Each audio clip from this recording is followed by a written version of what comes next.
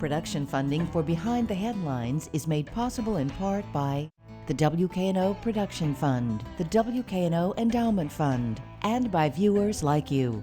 Thank you. The state of education and education funding in Memphis. Tonight on Behind the Headlines.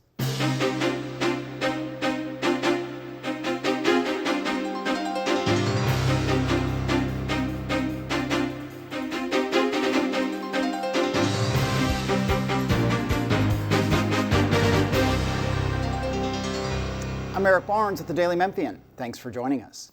I am joined tonight by Natalie McKinney. She's co-founder and executive director of Whole Child Strategies. Thanks for being here. Thank you. And Terrence Patterson is president and CEO of Memphis Education Fund. Thank you for being here again. Thank you. Good to see you. Along with Bill Dries, reporter with the Daily Memphian. We'll talk today about education, about funding, about the impact of COVID, and as we were talking before, I mean, I always want to believe we're post-COVID, but obviously we are very much, as you said, mid-COVID before we started. And there's big talk of changing funding from the state. You're a part of that, Terrence. But first, just let's talk real quick. I'll start with you, Natalie. Give me the 30-second or so. What do Whole Child Strategies do? We are a place-based, neighborhood-based organization that supports, organizes, mobilizes, and engages community-led solutions in identifying and addressing the root causes to why children are not getting to school every day on time and ready to learn. So it's really dealing with the out-of-school factors. The out-of-school factors. Mm-hmm. Okay, and I'm reminded, and viewers know that I quote this all the time, but it really has always stuck with me. Dorsey Hobson, former SCS superintendent, one time talking about the challenges of education, said, you know, Eric, we deal with kids who maybe didn't have dinner, didn't have their books, walked to school in the rain, got to school late, and now we got to teach them. And we have to deal with all those things before. And so I'm happy to have you on and talk about those things, literally the whole child stuff. So thank you for being here.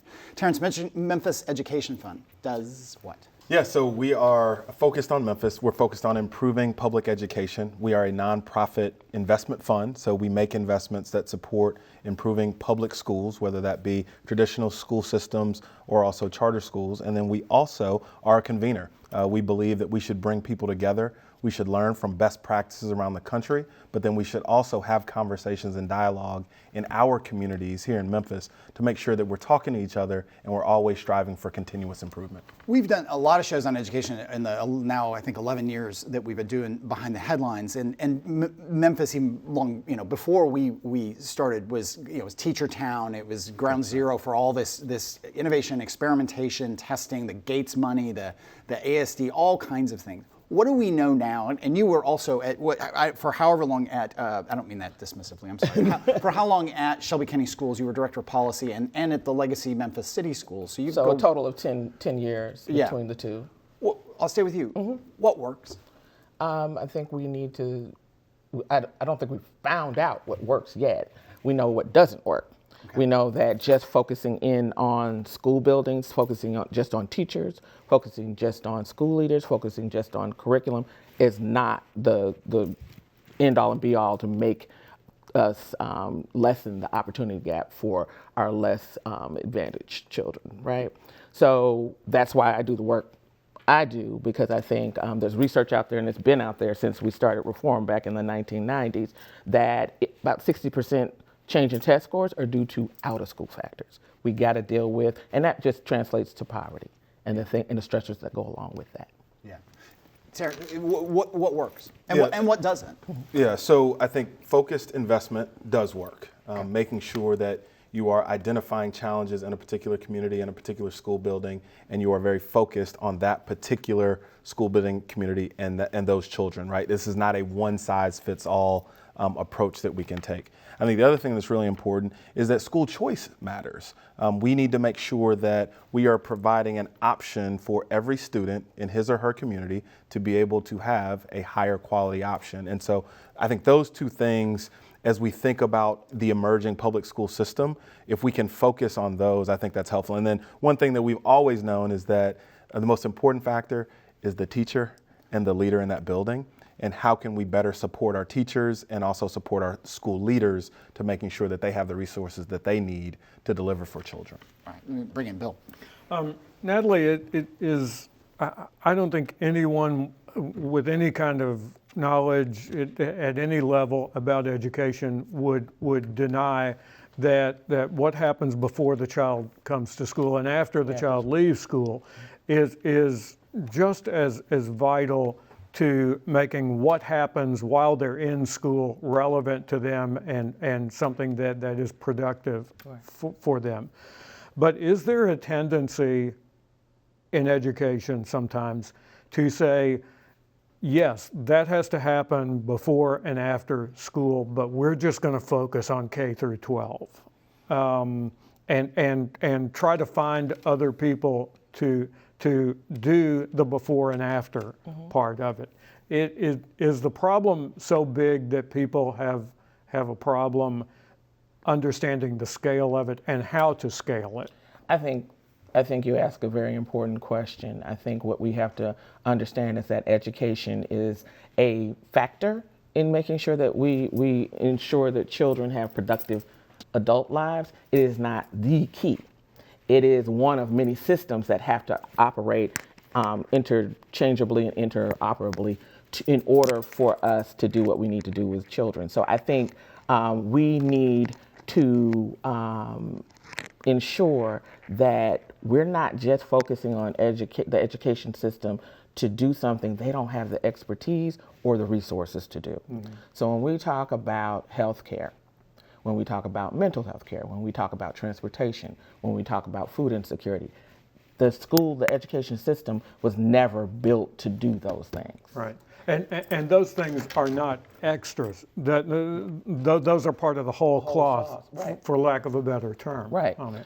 So this is about systems change, and this is about transforming systems. This is about systems becoming aligned. I think we far too often look at one system and say, you know, here's my problem, you need to take care of all my problems. When you have other systems that are out there that were designed to meet those issues. So how do we think about it less so in a vertical manner, but think about it in a horizontal manner? How do those all align and connect? And it's complicated, but that doesn't mean we don't do it. Right. Yeah. Right. Terrence, in terms of the fund doing things that it wants to do, are there limits when the Tennessee legislature specifically says you have to do this and you can't do this? Does that limit what you try to do with public schools? Not necessarily, right? Because when we think about how we can support our public schools, and most importantly, how we can support our students, we think directly about student needs. And when we think about those student needs, oftentimes it's making sure that the curriculum matches, it's making sure that it's focused on the social and emotional needs of students.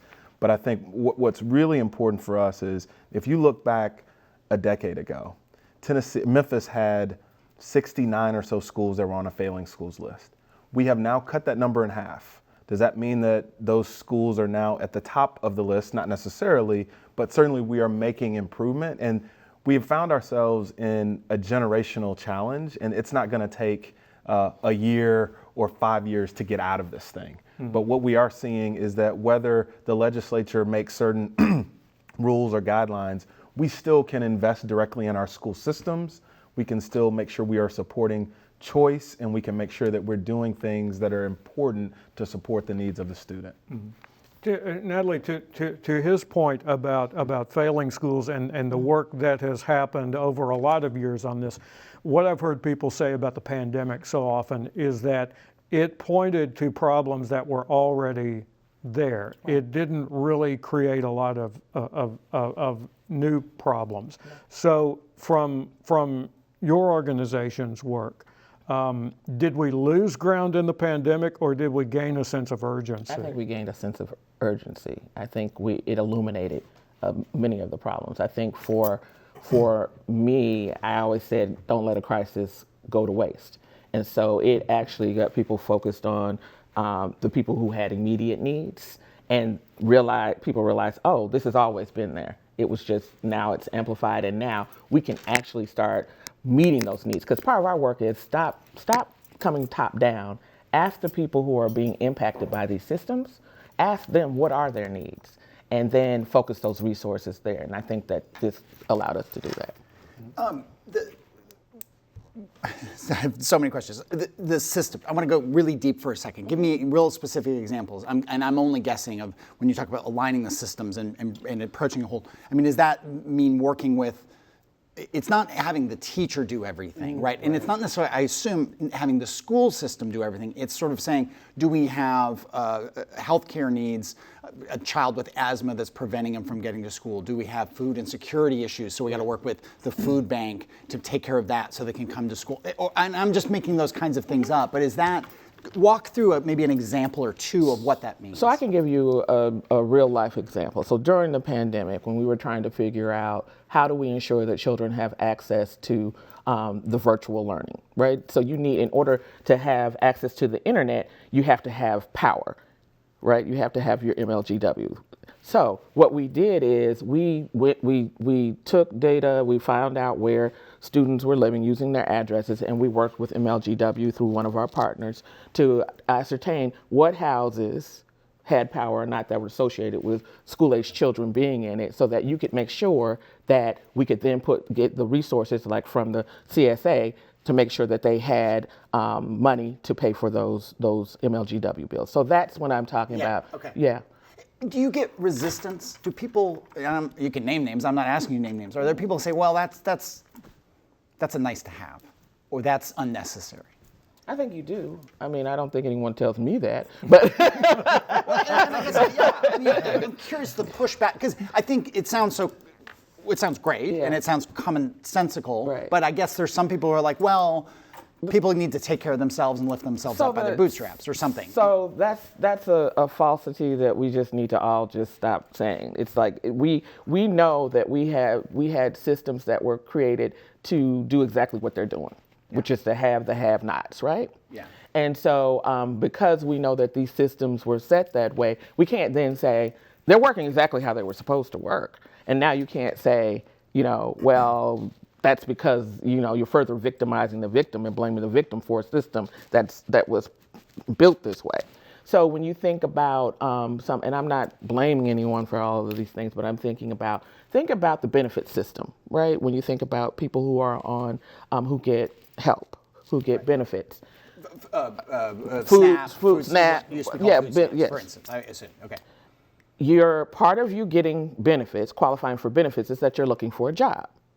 As soon as I find a job, you decrease my benefits to the point where I cannot sustain myself. Yeah. So I'm actually able to sustain myself better if I'm on the benefits. So that doesn't make any sense, but that's the way the system was built. Yeah. You talked, Terrence, about choice and the importance of choice. And so in Memphis, and I went to, I think you all host Memphis Guide. Is that Memphis School? Memphis School Guide. MemphisSchoolGuide.org. It was fascinating. My kids are in college and out of college now, but it was just fascinating. And it includes, it was a reminder of, everything from private schools, charter schools, suburban schools, Shelby County schools. Within Shelby County, you've got different types of schools. Is that choice overwhelming for parents? And part of, I think, what MemphisSchoolGuide.org tries to do is kind of walk parents and families through the choices they might make and how they might go to an optional school or a charter school and find the right child. But is there too much choice now? No, so there can never be too much choice, right? And I think that's one of the things that we've struggled with as a system is trying to identify and make decisions for parents and for communities.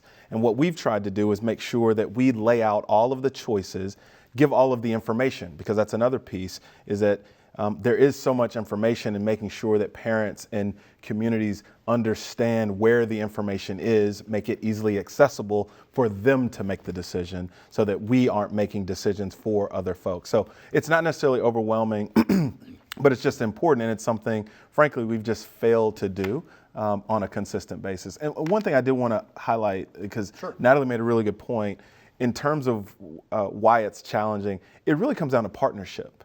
And if we can strengthen partnerships, I think it will help us all really put our resources together to support children. And then the second thing that's really important is this notion of innovation. When we think about the system and the pandemic, one of the big challenges that we faced was that there was a lag in how we were leveraging technology in our classrooms. Another one was the school calendar.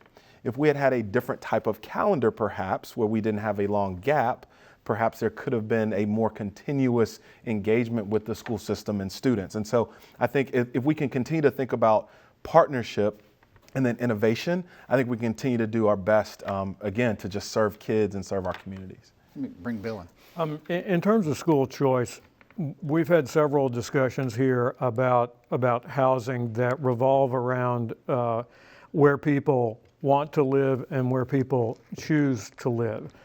Do you think there is a divide when it comes to school choice, where children have to, where parents and children have to attend school and where they want to attend school? Yeah, that's why we do our work. I mean, we don't believe that where you live should dictate the quality of the education that you can get, right? I mean, every child should have access to a multitude of options, whether it's an optional school in his or her community, whether it's a charter school in his or her community, or whether it's a traditional public district school. And I think that is the challenge. And this is not just an education challenge. This is a broader community challenge that we have got to wrestle with and solve for. But when we think about our work, our job is to make sure we're supporting all of the schools in the system of schools so that what you just described won't happen. So that if I live in 38104, I have access to great schools. If I live in 38126, I have access to great schools. And right now that's not happening, but we are making progress. I mean, we are making sure, and we're working closely with the district and other school leaders, that if there are great schools in certain communities, what might it look like to replicate those schools in other communities? And if there are underperforming schools, let's take action on those underperforming schools and allow those students to go to higher quality options.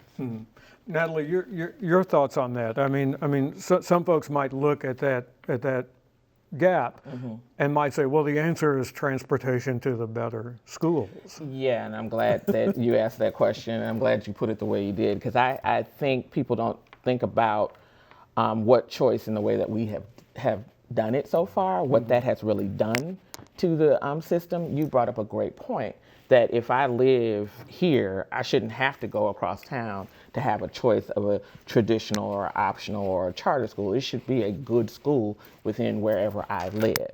And so that's, I think we've done a little bit of a disservice to ourselves, and we need to pull back and think about how do we make that happen? Because now the choice is, I'll give you an example, we live in Valentine Evergreen.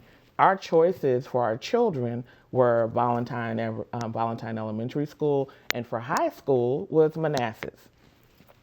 Our children, but neither one of those, just recently Valentine became an optional school, but Manassas had one AP course, one. My oldest son, we had to take him across town to White Station so he could have access to multiple AP courses. And so that's a disservice. I would love for my children to go to school in the neighborhood. Matter of fact, they might have been on time. If I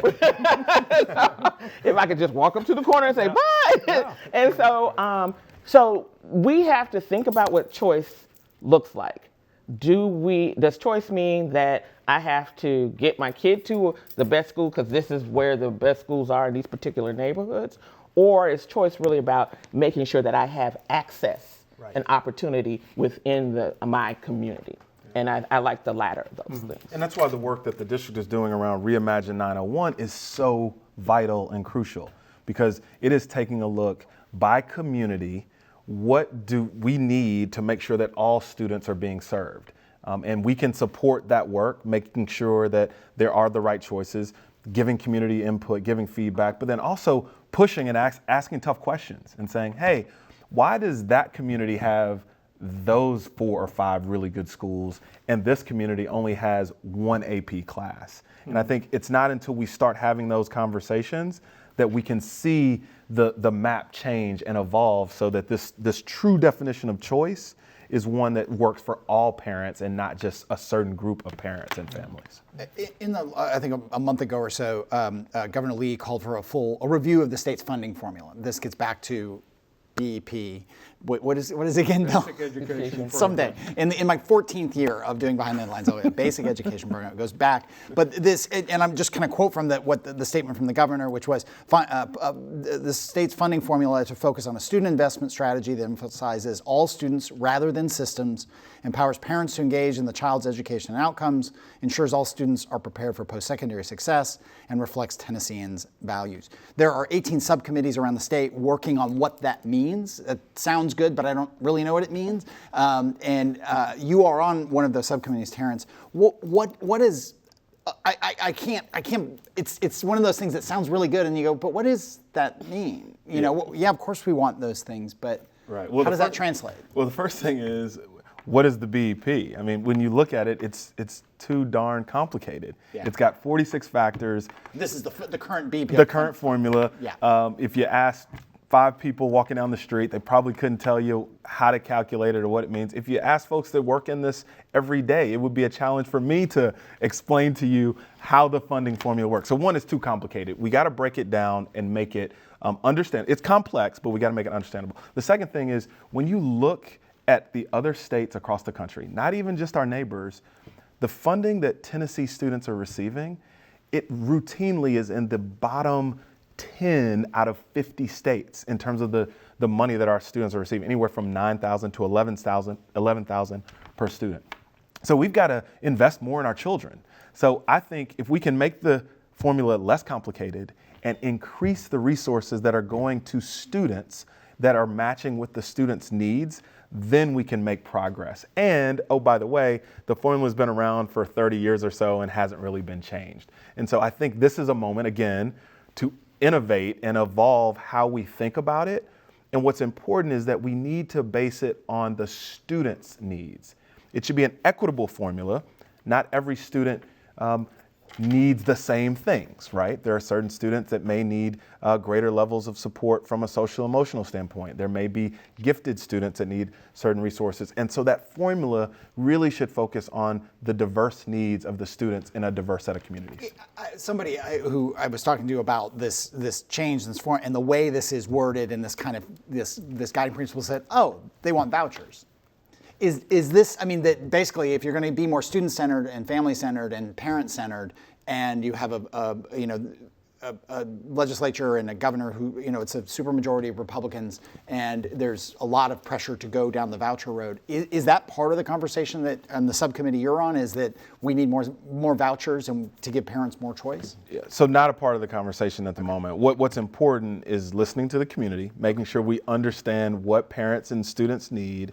And it's really about investing in our students and our public school students and making sure they have the resources that they need. Well, go ahead. You were going to say something. Yeah, I'm chomping at the bit. I know I talked too long. Go ahead. No, because We just have a couple minutes left, but keep going. yeah, we have an opportunity to be innovative. So when we talk about student needs and we talk about the different systems, if the governor is thinking about really, really addressing student needs, he has multiple funding streams to do that in, right? So education needs to be around education. When we're talking about social, emotional, mental health, we're talking about maybe using TANF funds or the human resources, looking at all of his streams of income to address student needs, because it's not just in the building, but it's also outside of the building. And in case of the BEP, it's on 2.0. 2.0 was never fully funded. So because it was never, and that's what I know 10 years, well Yeah. now, well, this is 15 years ago, Yeah. it was never fully funded. But I think when you're on that committee, because I wasn't invited to that, when you're on that committee, we have an opportunity to really think about how do we address student needs. They're not all in the school. They are outside of the building as well. So as you said before, you bring them in the building, but if they've slept in the car, or if they've slept on somebody's floor, or if they didn't have heat, or if they didn't have food, I don't care how many resources you put in the building. I don't care how many good teachers you put in the building. You are not going to get that child to engage. Yeah, just a minute and a half left. Bill, you got a last question here. Terrence, you're on the urban education subcommittee, and I'm reminded that the pendulum seems to swing in BEP because we've had two major lawsuits. One was by the urban school systems, and then the other one was by the rural school systems. So what I'm hearing you saying is that more money and a simpler formula, but mainly more money, might end the pendulum swinging to a great degree. Yeah, that's absolutely right. But before we make any decisions, and this is why these subcommittees and community engagement are so important, we need to listen and hear from the community. I mean, certainly those are two sort of big pieces that are really important, but we also need to understand what should go into the formula, what's important outside of the classroom that we could bring closer to the classroom. So yes, those are really important. And at the end of the day, it's about equity, but it's also about making sure our students in Tennessee and in Memphis can compete, not just with the rest of the country, but with the world. And when we look at how our students are receiving resources, it just pales in comparison to our counterparts. And we'd be doing students a disservice if we didn't evaluate this and we really didn't crank it up and try to make it a better formula. I have so many more questions, but we're right up against the clock. I think I'm going to leave it there. Again, Natalie McKinney from Whole Child Strategies, thanks for being here. Terrence Patterson, Memphis Education, thank you for being here. Bill, thank you for being here. That is all the time, though. If you missed any of the show, you can get it at WKNO.org, or you can search Behind the Headlines on YouTube. There's also a full podcast of the show that you can get on the Daily Memphian site, iTunes, Spotify, or wherever you get your podcasts. Thanks, and we'll see you next week.